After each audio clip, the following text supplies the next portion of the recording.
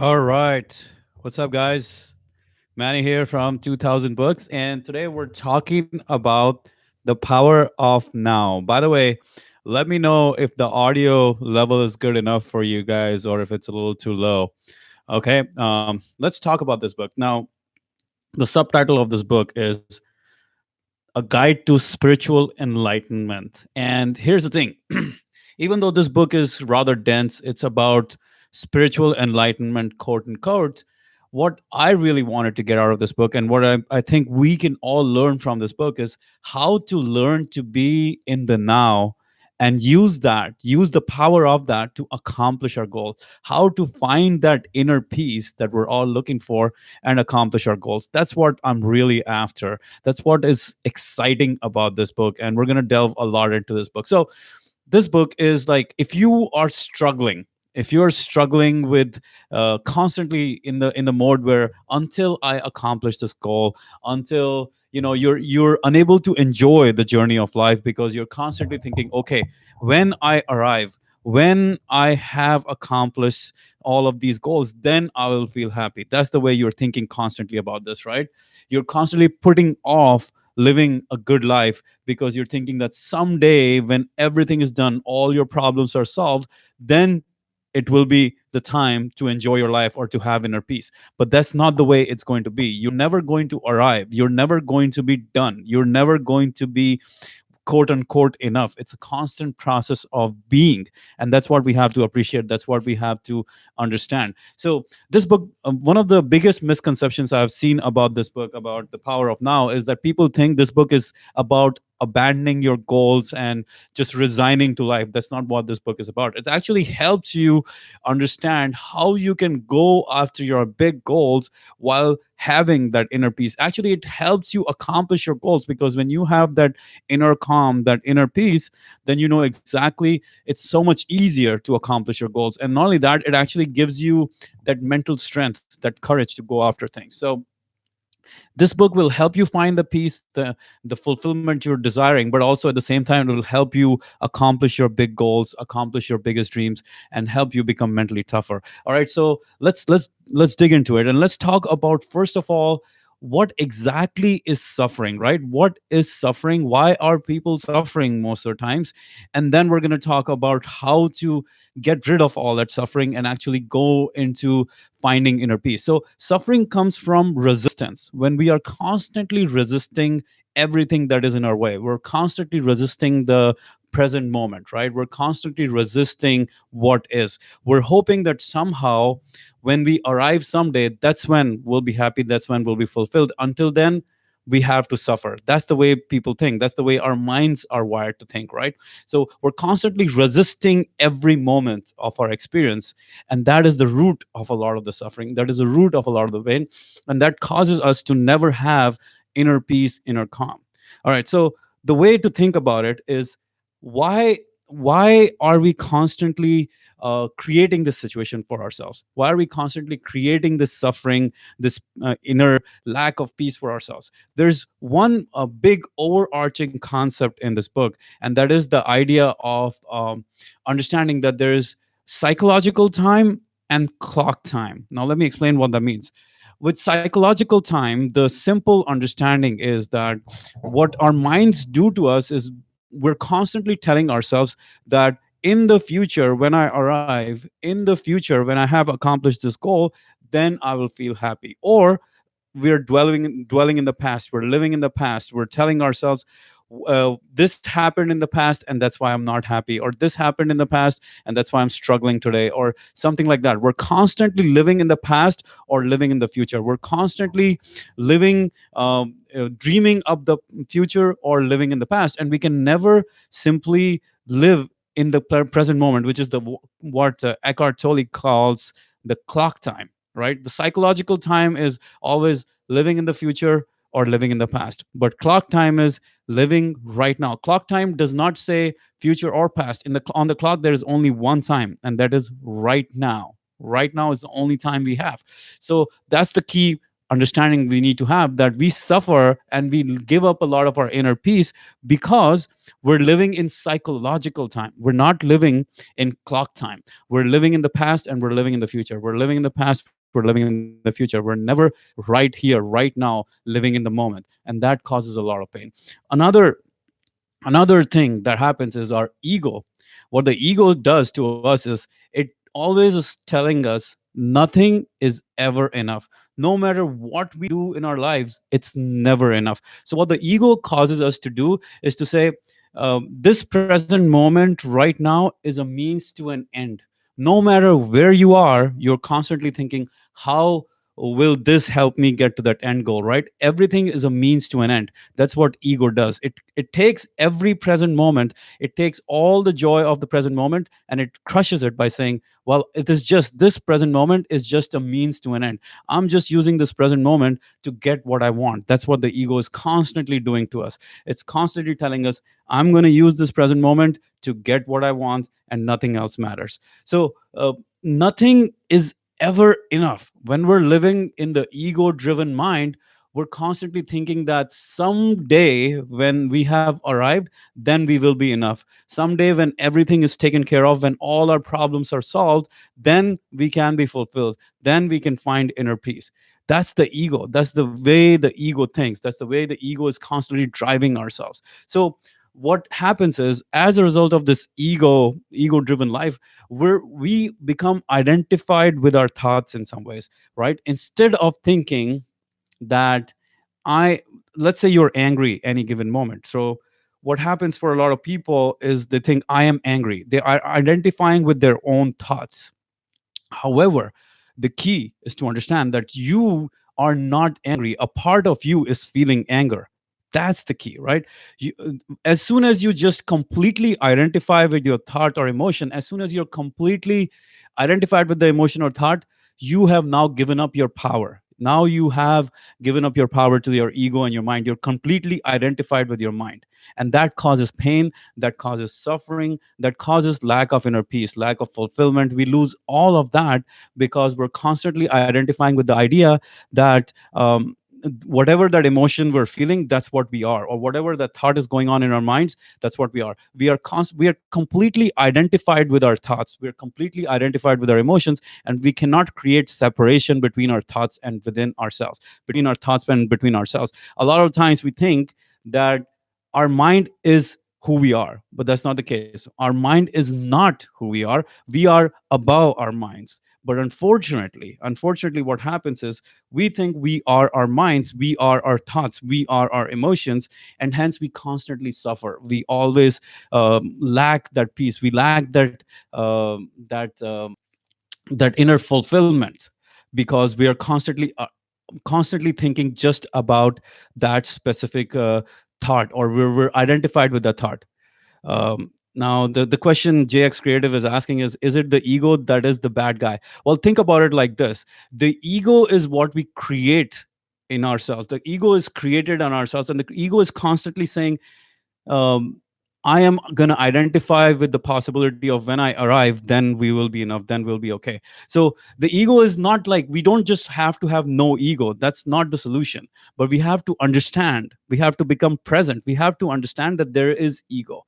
We have to become aware of the games of ego. We have to become aware of the games of our mind. As soon as we become aware of this thing, then the ego loses its power on us. The mind in some ways loses its power on us, and we are much more likely to be able to find inner peace and find joy and find that calm inside of us. So what I want to do in this video, I'm going to get into a very specific actionable ideas as to how to find that inner peace, that inner calm. And not only that, I want to be able to apply these spiritual learnings, right? This book is all about spirituality, but I want to help you apply spirituality so that you can accomplish your goals, so that you can help, so that you can actually become better in life, you can develop yourself. It's not just about resignation, it's not just about going into a forest and meditating. That's not what I'm trying to tell you.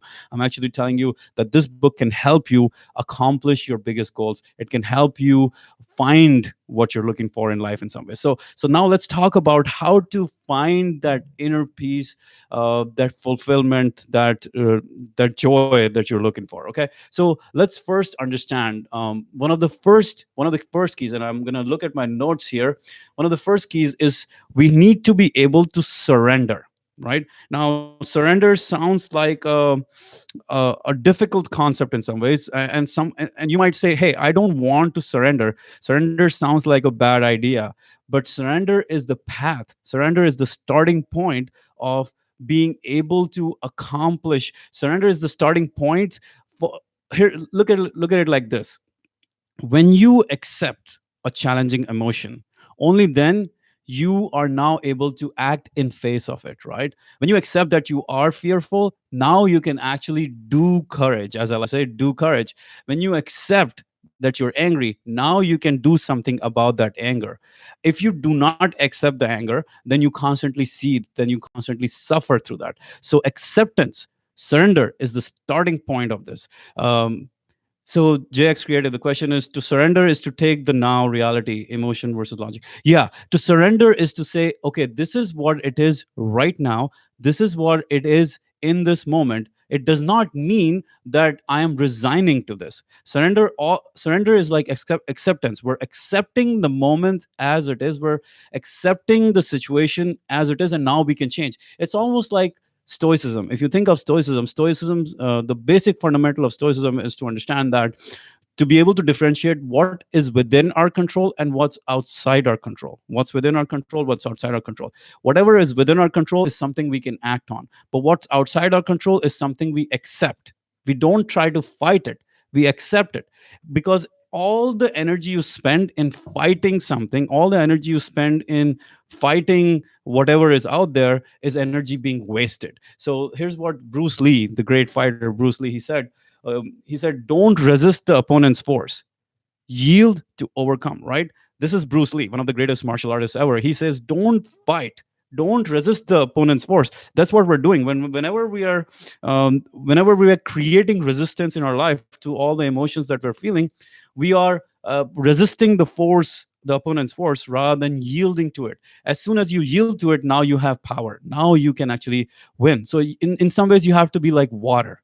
You have to be like water. You have to have that surrender in order to actually be able to find that inner peace, to find that inner joy. And here's a very interesting paradox in life. What I found was that uh, and hey, Bruce, what's up?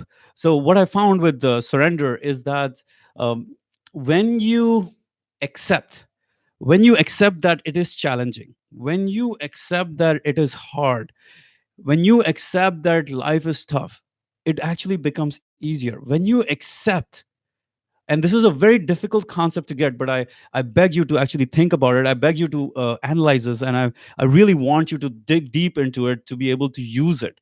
But the key is to understand that only when we accept the emotion, only when we accept that it is going to be hard, only when we accept the non peace, only when we accept that there are problems, when we accept that there will be problems, can we have peace, can we find inner peace. And this will take a lot of work, a lot of work to really get it. It will take time and work to actually be able to incorporate this concept into your head. It's not about just being happy. This book is not about finding happiness, by the way. Happiness is more a lower level concept compared to inner peace. So the lowest of all is maybe pleasure. Pleasure is all about your senses.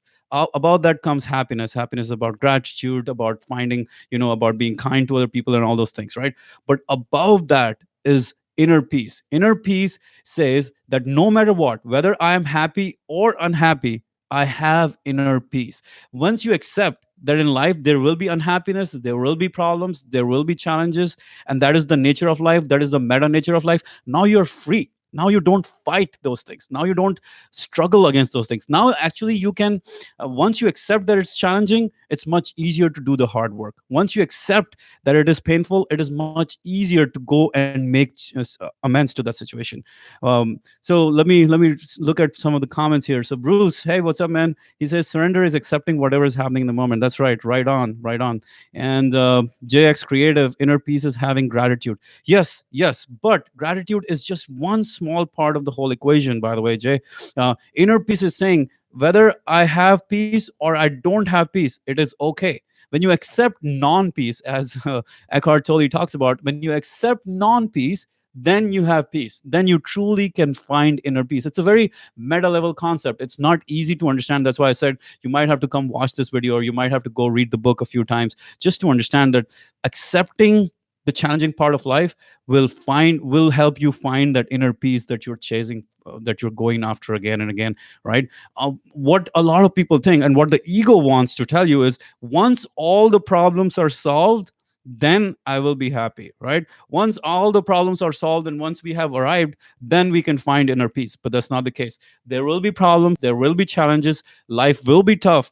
But once you accept that, now you can have inner peace. Now that doesn't really bother you. Now challenges don't bother you, problems don't bother you, because you have accepted the problems are a part of life. You have accepted non-peace, you have accepted unhappiness as part of life, and now you have peace. It's a level of joy that's much above happiness. And so I want to make sure you're distinguishing between happiness and peace and joy. It's a very high level concept.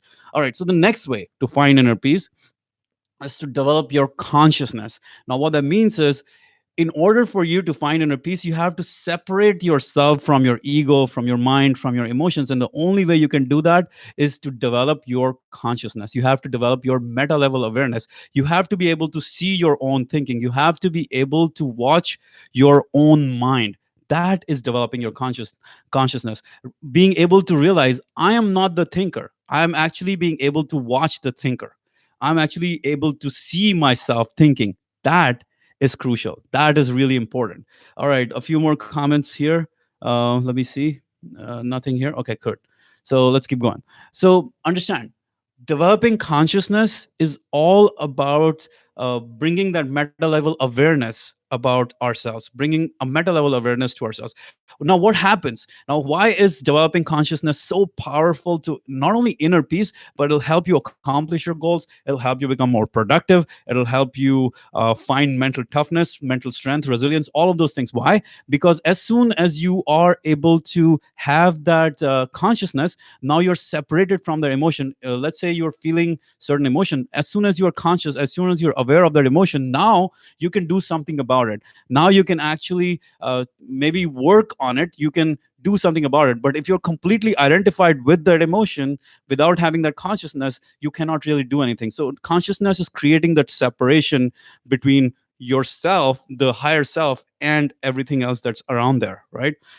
Cole Andres says, consciousness as you describe it is how it's described in the antidote, happiness for people who can't stand positive thinking when the author does meditation. Yes. So meditation is one of the crucial aspects of the power of now as well. And we'll get to that. But understand, again, the more you become aware of your own thinking, the more consciousness you're going to develop. And the only way you're going to create that awareness for your own thinking is through meditation, is through being able to watch your own thinking, right? The more you can realize that you're angry, fearful, sad, mad, whatever it is, the more you can see it happen, the less those emotions have any power on you anymore. But until you are able to even watch yourself go through those things, those emotions have a lot of power on you. They will run your life, they will ruin your life in some ways. So that's the key. We have to develop consciousness, and developing consciousness is a never ending process. It never ends, it's never over, right? It's something we're constantly working on, it's something that we're constantly improving in our lives. We're never done with that. Okay, so another really important key to practicing the power of now and to find inner peace is to live in clock time. Now it sounds crazy. What do you mean clock time? Well, to live in the present moment. And what that means really is to say, even when you have a goal, let's say you have a goal, It's not about constantly just thinking about the fact that when I arrive, when I have accomplished that goal, that's when life will be good. No, no, no. You realize you have a goal, but now you're going to enjoy the journey. Now you're going to enjoy every single moment. You're going to do the things with joy. You're going to do with acceptance in some ways, and you're going to enjoy the journey. That's clock time. That's living in clock time rather than in psychological time. Psychological time is constantly thinking about when I arrive, when I'm done, then everything will be then I will be happy. No, no, no. Clock time is I'm happy right now. I'm happily arriving. I'm happily taking this journey of life rather than I'm suffering through this journey of life. Clock time is saying in the present moment.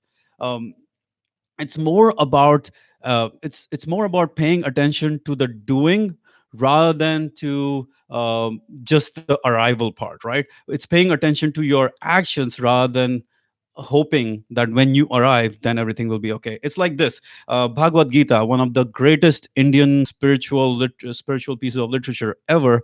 Yes, Jay, that's right, to enjoy the process. And one of my favorite books on that is uh, the Practicing Mind. A really good book, by the way. So in Bhagavad Gita, Krishna said to Arjun in the battlefield, Bhagavad Gita is one of the greatest Indian spiritual pieces of literature. It says karmanye vadikaraste ma phaleshu kadachana. What that means is, he says, don't worry about the end results. Don't worry about the outcome. Only focus on the work. Focus on the task at hand. The results will take care of themselves. Don't worry. That's the Lord Krishna telling Arjun, the warrior, don't worry about the future outcome. Right now, your job is to do the work. And that's exactly what it is, to live in the clock time, to enjoy the process, to be one with the process, to enjoy the moment, and never to say, okay, well, I cannot. A lot of the times, we tie up the process to the end result. We have to be able to separate them in some ways, to enjoy the process and let the result take care of itself. That's old spiritual understanding, but at the same time it's modern day understanding as well. It helps you accomplish your goals much better if you're not that associated with the end goal. You are able to accomplish your goals much easier because you're focusing, because all your mental effort, all your mental energy is being focused on the task at hand rather than being diverted in all different directions, right? And when you have that, I don't know if you've ever felt that flow, that state when you are so focused on work, nothing else matters. And that is so much extreme inner peace in some ways, right? When you're completely in the moment. Hey, Abhishek, what's up, man? When you're completely in the moment and nothing else matters, that's it. That's the key, right? So when you are working with that dedication, when you are so focused on your work that nothing else matters, that is clock time. That is living in the clock time, right? You are complete right now. In this moment, you are complete. Don't worry about anything else. In this moment, it is enough. You are enough. You're not worried about the future. You're not worried about the past. Right now, you are enough. All right. So, we're talking about quite a few strategies to finding inner peace, right? We talked about three things. We talked about surrender, which is crucial. Surrender and acceptance is the first thing. Second thing, we talked about developing consciousness. And the third thing, we talked about clock time.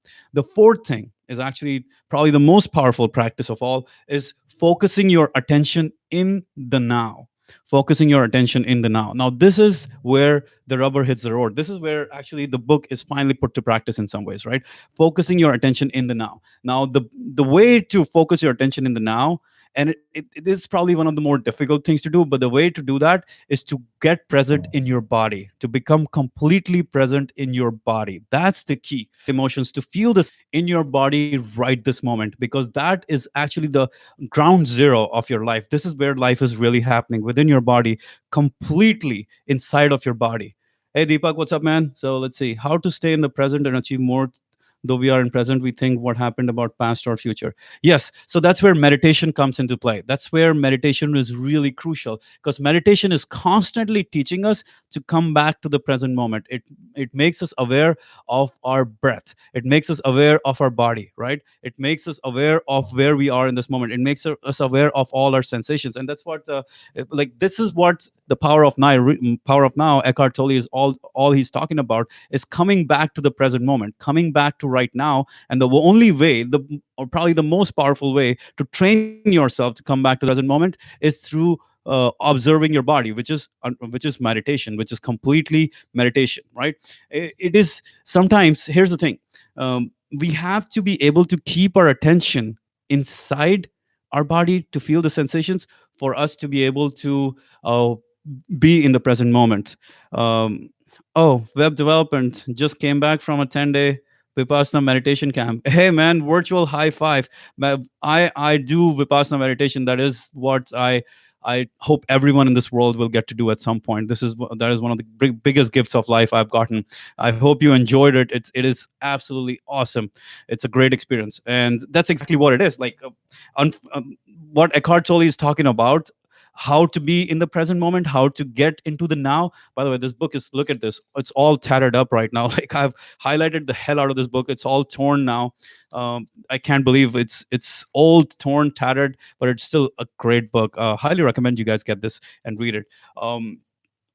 So how do you get in the body, right? That's the next question you guys are thinking about. Okay, well, Manny, this sounds great that I need to be in the body to be in the present moment. How do you do that?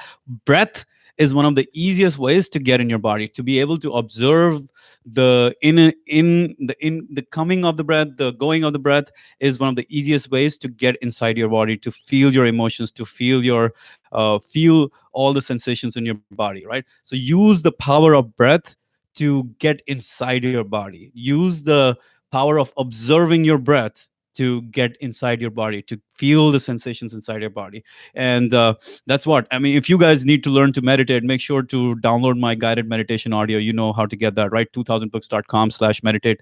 The link should also be somewhere in the bottom of this video, as well, in the description. But that's the key, man.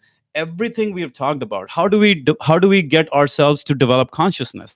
Through meditation. How do we live in the clock time? Through meditation. How do we learn to surrender? Again, it's through meditation, because all of this really boils down to, all of this finding inner peace really ultimately boils down to us being able to create a meta level awareness above the flow of our emotions, about the flow of our thoughts, about the feeling, about the flow of experiences and feelings and all that stuff. We're creating a meta level awareness, and meditation is constantly doing that for us. Another book, by the way, another great book, Your Brain at Work by David Rock. He talks a lot. Now, this is a scientific, journalistic approach to how to perform, how to get your brain to perform at your very best. It's strategies for overcoming distraction, regaining focus, and working smarter all day long.